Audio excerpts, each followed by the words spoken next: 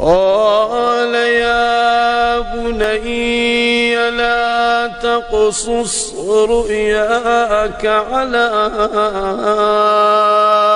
إخوتك فيكيدوا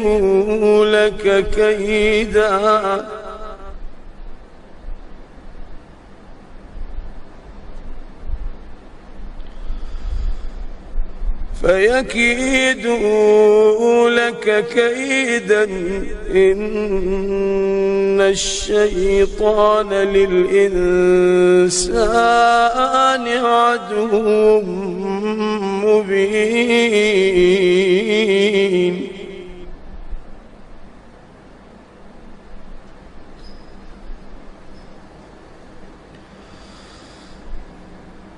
وكذلك يجتبيك ربك